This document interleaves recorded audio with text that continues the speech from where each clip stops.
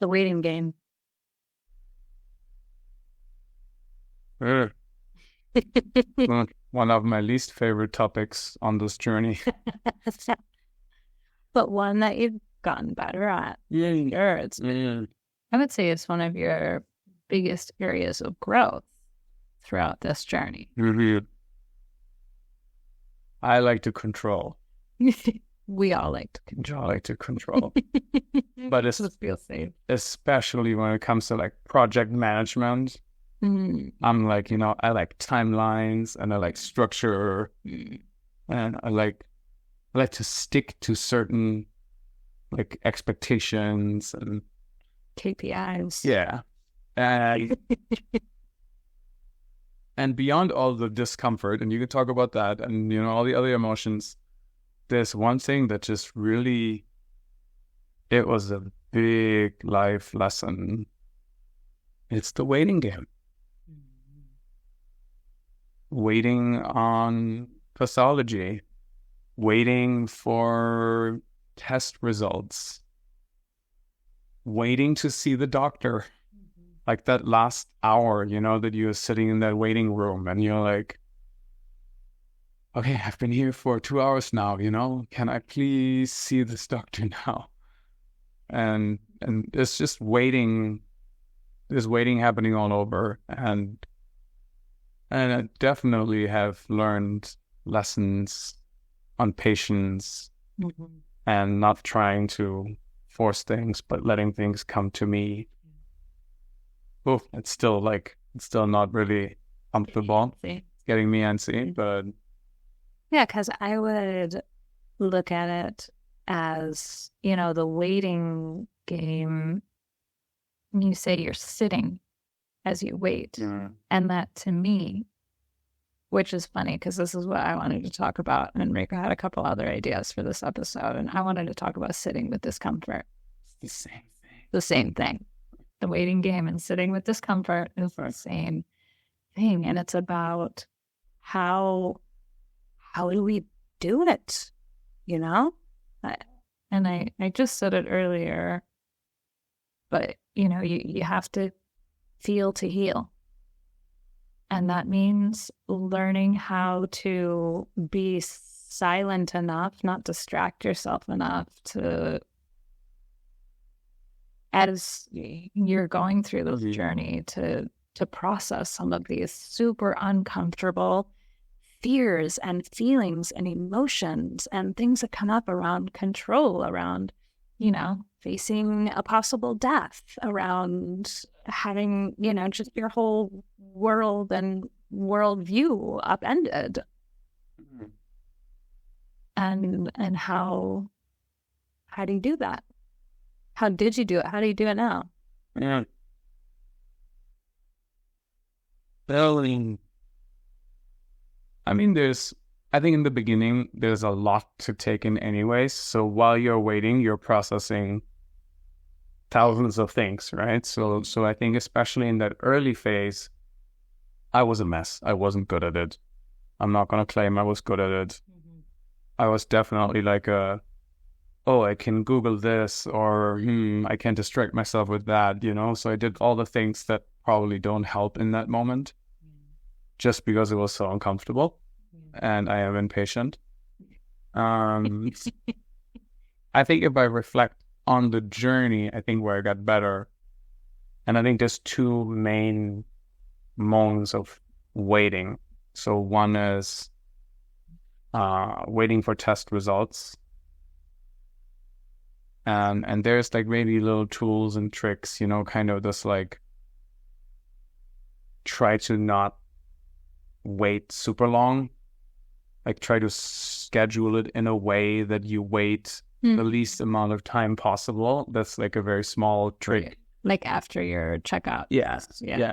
So try to at least have it a shorter waiting game. And then at the same time, just respect that it is what it is. Yeah. Regardless.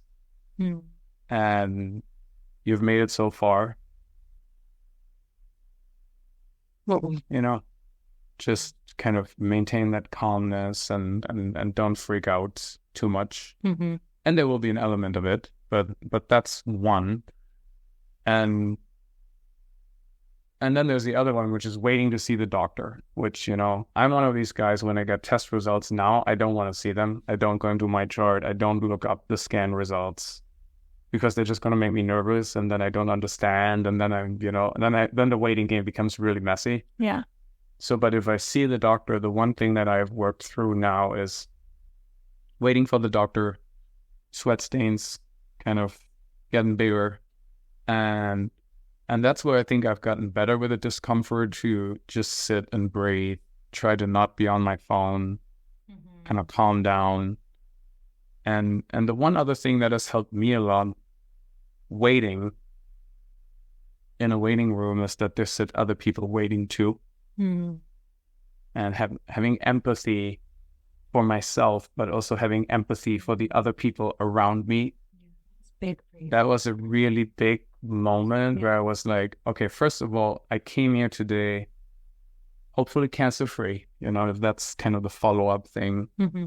And I'm hopeful that I can leave cancer-free. So that was kind of setting the intention. But then while waiting and being nervous, I used a lot this concept of empathy, like be kind to yourself, don't be hard on yourself, and don't be hard on the others around you either that have been waiting just as long as you have been waiting, and that maybe you're just as nervous as you are. So there's also this collective nervousness energy around you when you sit in that oncology room. I mostly went to a cancer hospital, so everybody in that waiting room had cancer, right? Mm-hmm. So yeah, I think that was a big one for me, to just be kinder to yourself, be kind to the ones around you. And that helped me to relieve some of that discomfort. It's really beautiful. But that came not in month 1 or 2. Yeah. Yeah, I remember I had to set some boundaries with you for myself, and also because I knew that it was what was best for you, because you were Google doctoring all of the possible scenarios, all the possible scenarios, all the studies, all the things. And you would say, let me tell you about this. And I don't know how long I let you do it before I realized, oh my gosh, this is making me feel super anxious. And I know it's not helping you either. If it's making me feel this way, not helping you. We'll do another. And I think that's so important to talk about as a supporting spouse. It's like, what does it look like? This is a whole nother episode. Maybe I shouldn't even go there, but like, what does it look like to be the best support I can be? And part of that is sometimes pushing back, And sometimes it just means be there in comfort and let me do. Yeah. And sometimes when I saw this was clearly a pattern, it's not helping you. No, it wasn't helping. And I had to say, sorry, sweetie, I want to support you, but I don't believe that listening to the statistics is serving either of us. I did let go of the math. No. Yeah. But it's funny because you were actually the opposite. You were the opposite in many ways. I was a bit more avoidant. Yeah. You were like, I don't want to really talk about it too much. I want to feel into it. Mm-hmm. Yeah.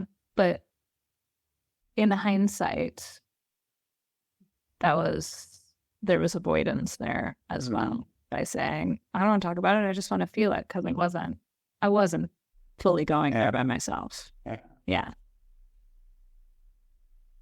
Which, understandable. Yeah.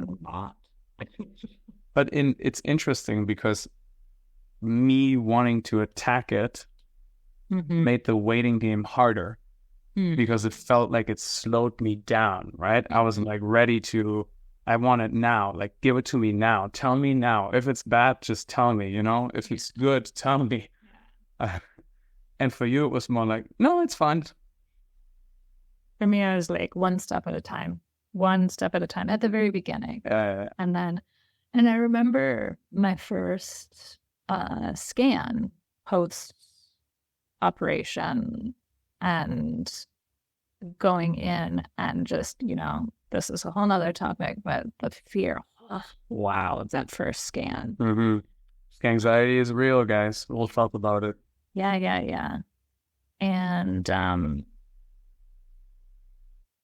I remember what really helped me was a course that I'd just taken right before I had been diagnosed even. It was called Spirit Mind. And the whole principle was, just beginning to observe. It reminds me of like a meditation that I did called the Compassionate Observer, where it's just like you watch what comes up in your mind, and you just kind of like this gentle commentator.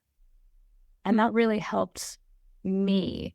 I remember during that moment, just looking at it, I felt like I was just watching myself go through so much fear, like fear that almost didn't even make sense for the situation, and just being like, oh, wow, I just had a thought that felt really scary.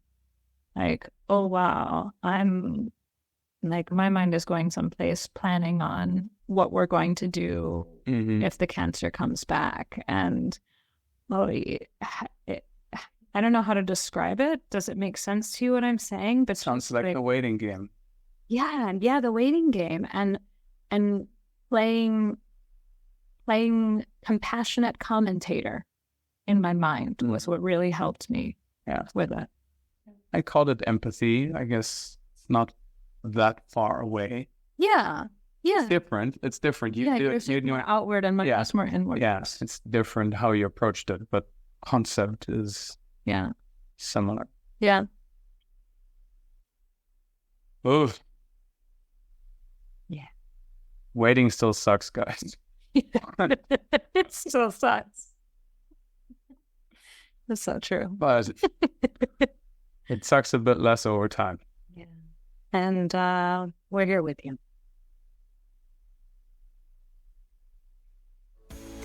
Bye now.